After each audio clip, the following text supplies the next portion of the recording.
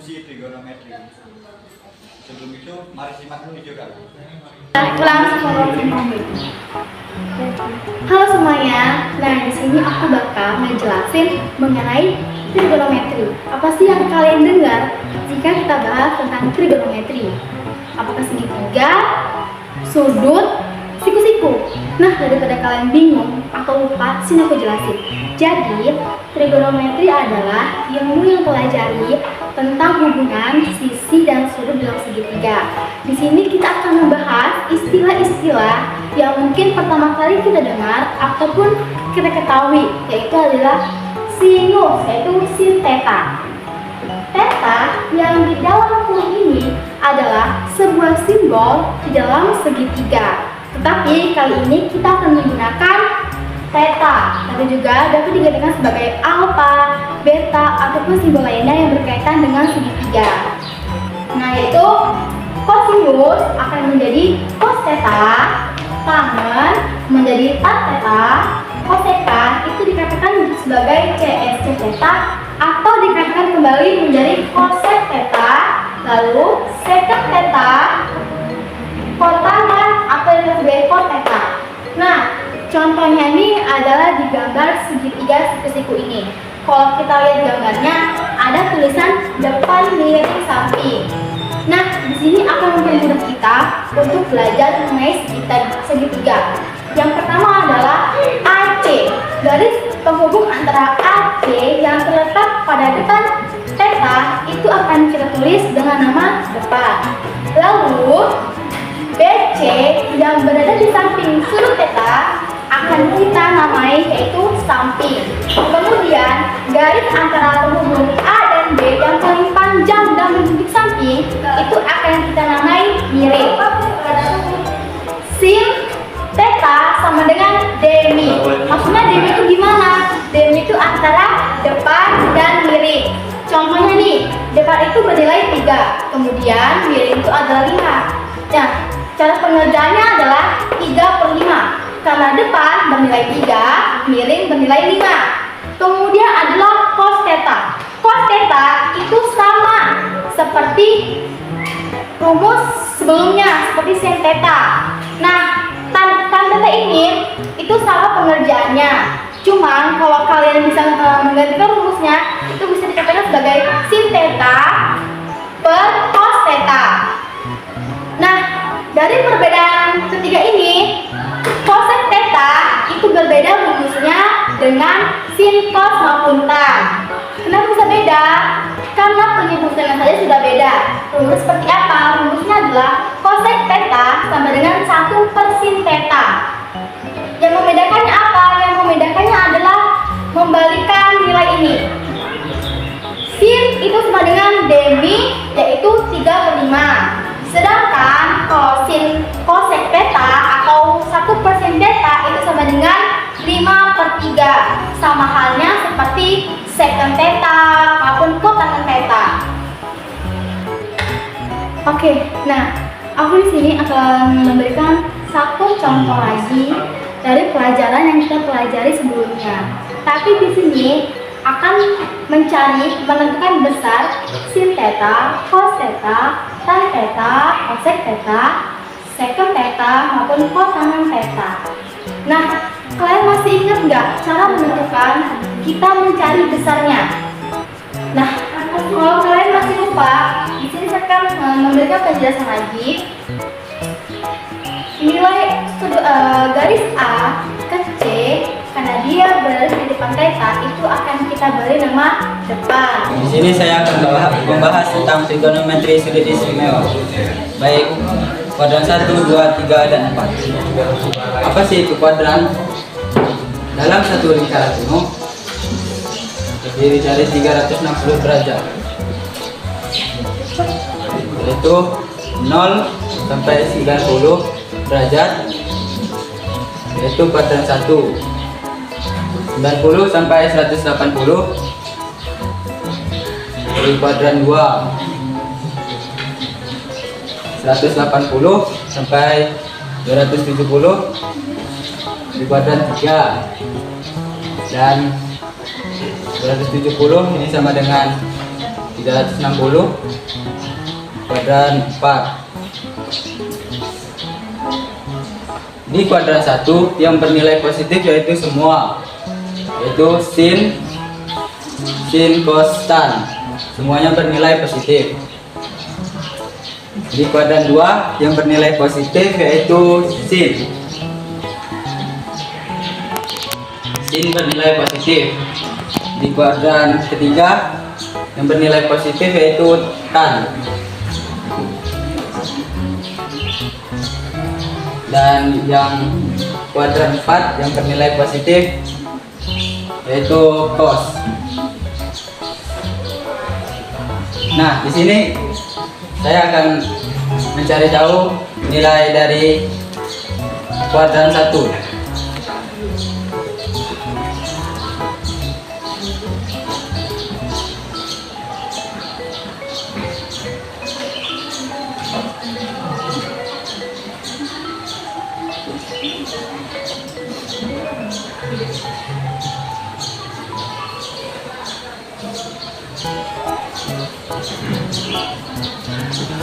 Dari 0 derajat terus ke 30 derajat,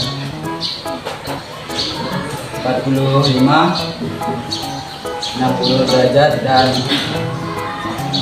90 derajat. Grafik dari sin yaitu naik 90 derajat. Nah, titik 0 derajatnya dari sini yaitu 0, naik lagi 1/2, naik lagi ke 1/2 akar 2, di 60 derajat 1/2 akar 3 dan 90 derajat 1. Grafik dari cos yaitu menurun atau kebalikannya dari sin. Tinggal kita tulis saja 1/2 akar 3, 1/2 akar 2, setengah dan 0. Tan, nilai tan yaitu 0, 1/3 akar 3, 1 setengah akar 3 dan 90 derajatnya tidak bisa dihitung karena 1 bagi 0 hasilnya tidak terdeteksi atau tak terhingga. Kita akan membuat contoh itu sin 135 derajat. Sin 135 derajat berada di kuadran berapa?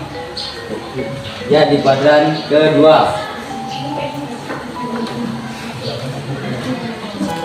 yaitu di kuadran kedua yang bernilai positif sin. Jadi sininya sin 135 itu bernilai positif.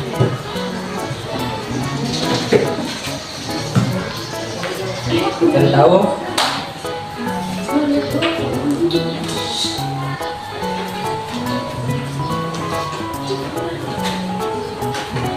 180 dikurang berapa yang hasilnya 135, yaitu 45 derajat. Nilai 45 derajat berapa? Yaitu 1/2 akar 2. Kita coba lagi contoh yang kedua, cos 150.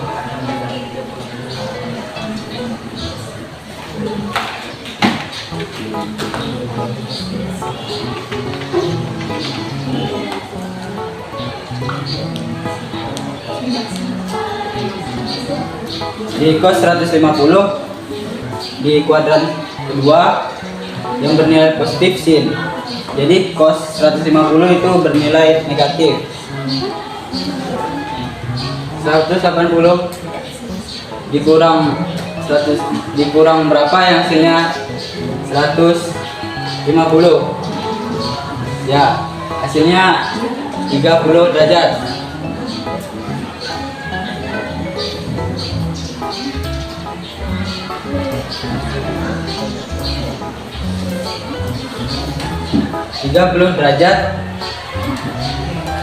Hasilnya 150 derajat sama dengan 30 derajat.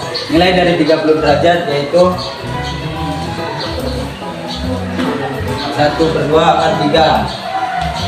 Jadi cos 150 itu min setengah akar 3.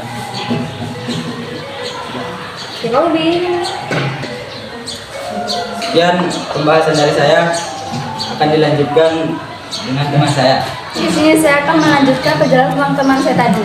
Di sini saya akan menjelaskan tentang rumus penjumlahan trigonometri, yang dimana adalah rumus dalam trigonometri yang digunakan untuk mencari nilai fungsi trigonometri pada sudut-sudut tertentu. Di sini ada rumus sin dalam kurung A plus B sama dengan sin A dikali cos B ditambah cos A dikali sin B.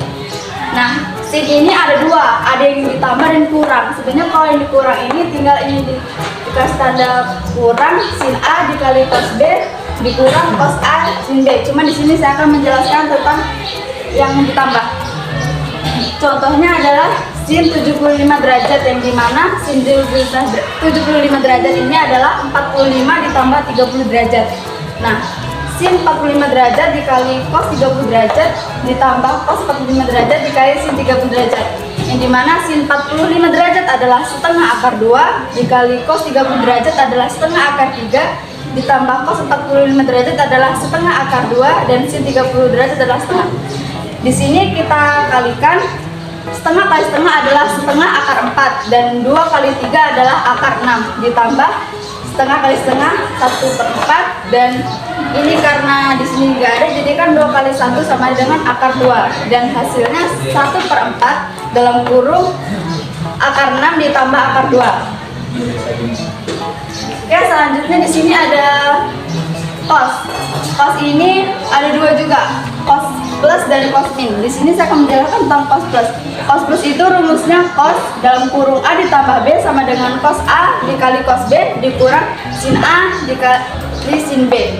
Karena di sini ini cos, maka kalau dia di sini plus maka dia di sini min, dan kalau dia di sini min maka di sini plus. Oke. Contohnya di sini adalah cos 105, di mana cos 105 adalah 60 ditambah 45 derajat. Cos 60 derajat adalah setengah dan cos 45 derajat adalah setengah akar 2 dikurang sin 60 derajat adalah setengah akar 3 dan sin 45 derajat adalah setengah akar 2. Dari sini kita kalikan lagi sama seperti yang di sin tadi. 2 kali setengah akar 2 kali setengah akar 2 adalah 1/4 akar 2, karena di sininya nggak ada akar. Lalu di sini setengah akar 2 dikali setengah 2 sama dengan setengah akar 4. 2 kali 3 adalah 6. Maka kita jumlahkan setengah akar 4 dalam kurung akar 2 dikurang akar 6. Ini hasilnya. Saya akan menjelaskan mengenai grafik fungsi. Grafik fungsi tentu saja memiliki domain, kodomain, dan juga range. Tentu juga dengan grafik fungsi trigonometri. Kalian juga perlu mengingati bentuk konsep umum grafik fungsi. Nah, setelah itu pengertian dari grafik fungsi trigonometri adalah suatu relasi atau hubungan yang menghubungkan domain pada setiap suatu kodomain yang dengan bentuk sinus, kosinus, dan juga tangen. Nah, untuk menggambarkan grafik fungsi dengan cara Y sama dengan sin X. Nah, X itu diperoleh dengan sudut istimewa dari sin, yaitu dari kuadran 1 sampai dengan kuadran 4. Nah, di sini kita masukkan, misalnya contohnya 30 derajat. 30 derajat sin ini yaitu setengah, dan 45 derajat ini setengah akar 2. Lalu kita buat grafik dari fungsi sinus ini.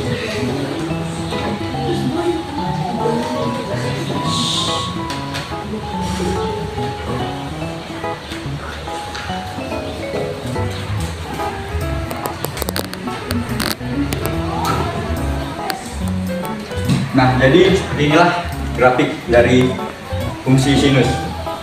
Jika grafik ini diperpanjang, maka gambar yang sepertinya ini akan berulang sampai dengan tak hingga.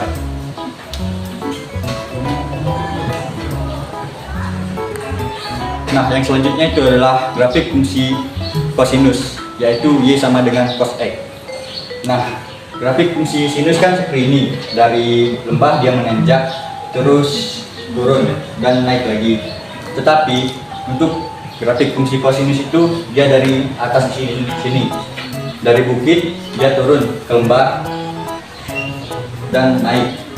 Nah, sama seperti grafik fungsi kosinus juga akan berulang gambarnya hingga tak hingga. Grafik fungsi kosinus menyerupai grafik fungsi sinus dengan perbedaan mendasar, yaitu pada X sama dengan 0. Grafik fungsi sin bergerak dari titik asal, sedangkan pada X sama dengan 0, grafik fungsi kosinus bergerak dari 0,1 pada sumbu Y.